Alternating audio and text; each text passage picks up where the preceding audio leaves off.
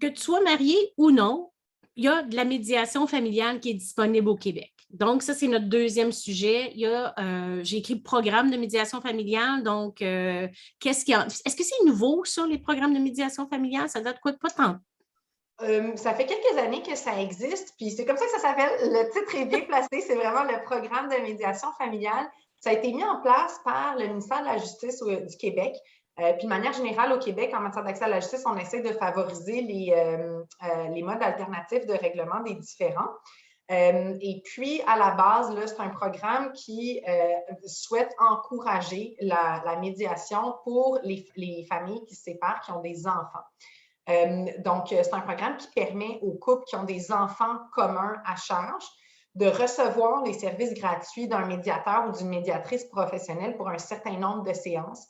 Fait que c'est grosso modo 5 heures là, qui sont données aux personnes qui ont des enfants à charge. Ça inclut le temps de préparation du médiateur ou de la médiatrice, mais ça permet quand même d'avoir une première conversation entre les conjoints, les conjointes avant de se séparer.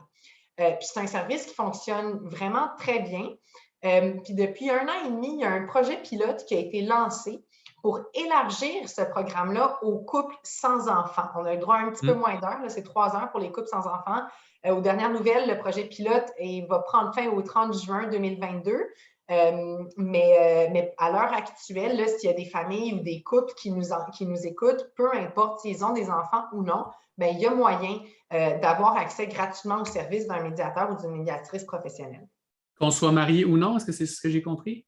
Oui, bien ça ne change rien. Ça change rien, OK. Le critère, c'est est-ce qu'on a des enfants communs à charge ou non? Sauf qu'à l'heure actuelle, peu importe qu'on ait des enfants ou non, grâce au projet pilote, bien, les services sont offerts à tous et à toutes.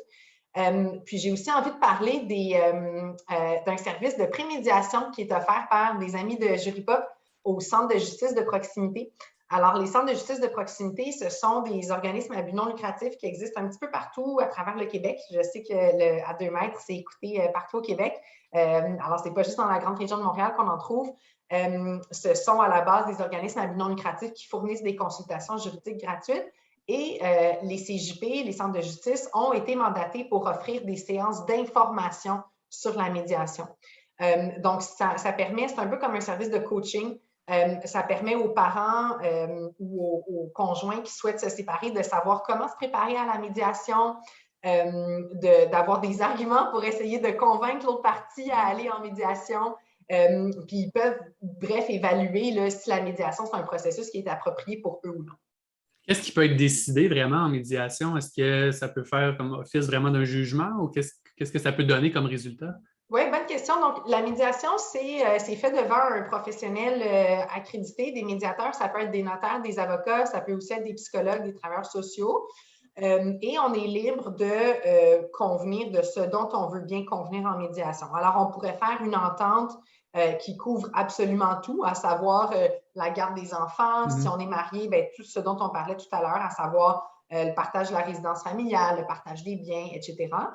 Ou sinon, bien, on peut décider simplement de certaines questions, puis aller en litige, donc aller devant les tribunaux pour les questions qui restent.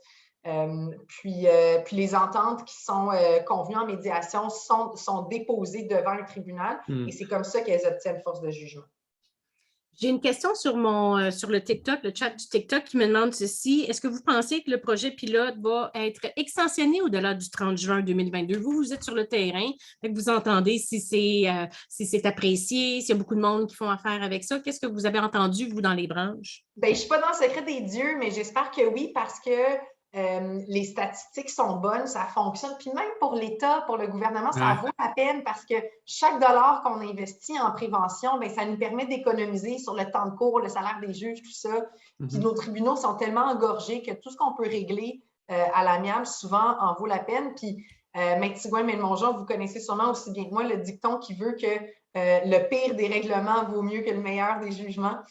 Donc, souvent, on va insister, les parties sont souvent plus satisfaites d'une entente qui a été négociée que d'un jugement qui a été imposé par un tribunal. C'est sûr, sûr, sûr. Puis ça, c'est dans tous les domaines de droit. Ça, c'est clair, ça, Exact. c'est sans équivoque.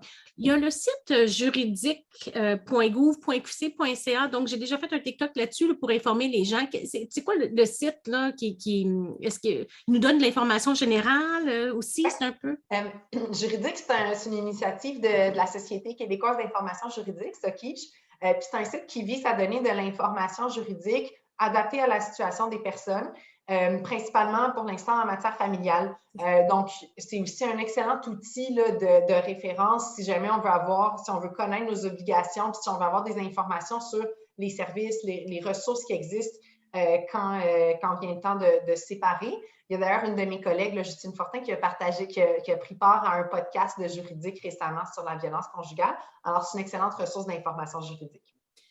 Mais si on a effectivement de difficultés, puis on veut faire affaire avec un médiateur, on peut trouver le nom sur, je pense, Justice.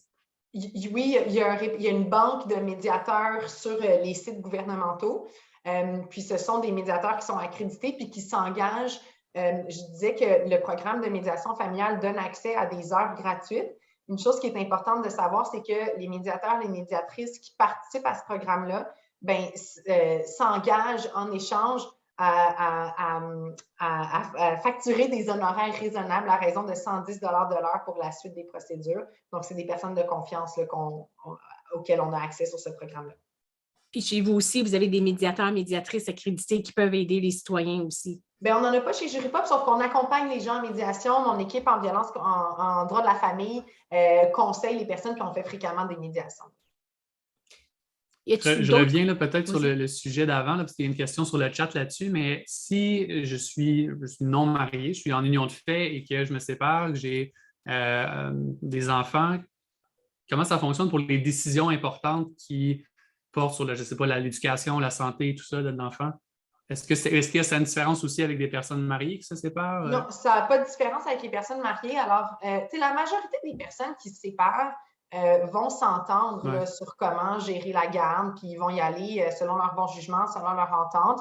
C'est une minorité de parents, qu'ils soient mariés ou non, qui sont en désaccord, qui sont en conflit et qui, là, vont faire appel aux tribunaux pour que les tribunaux déterminent la modalité, les paramètres de la garde des enfants. Donc, il faut vraiment passer par le tribunal si jamais il y a un désaccord ou par sur un aspect important. Ouais. C'est aussi le genre de question qui peut être tranché en médiation. Ah, bon, parfait. Donc, c'est ça, si je comprends, il y a des grands sujets en médiation que tu peux aborder. Donc, plusieurs, tu peux t'entendre dans l'amiable. Puis, s'il y en a un ou deux que tu ne t'entends pas, tu peux aller effectivement devant les tribunaux pour ces questions-là. Puis, il y a une entente là, qui est prise en médiation. C'est pas entériné par un tribunal. Elle ne fait pas office Non, elle fait juste comme une entente. Une partie pourrait demander de la faire reconnaître quand même par le tribunal, mais généralement, les médiateurs, médiatrices vont recommander là, que ce soit déposé, entériné par le tribunal. Puis nous, ce qu'on recommande aussi chez Juripop, c'est qu'une fois que l'entente est conclue, il y a moyen en parallèle d'obtenir des conseils juridiques d'un avocat là, sur les ententes. Il faut savoir que la médiation, ce n'est pas recommandé dans toutes les situations. On va en parler tout à l'heure, mais chez Juripop, on travaille beaucoup en violence conjugale. Puis nous, on est d'avis que dans un contexte de violence conjugale, en règle générale, on déconseille la médiation parce que pour négocier une entente, pour convenir d'une entente qui est négociée, il faut qu'il y ait une relation de pouvoir équitable et égalitaire entre les parties, alors que dans une dynamique de violence conjugale, au contraire, il y a du contrôle. Donc, on décommande, nous, l'accès à la médiation dans un contexte de violence conjugale. Effectivement, je pense qu'on a fait le tour de la médiation familiale, à moins qu'il y ait quelque chose que j'ai manqué.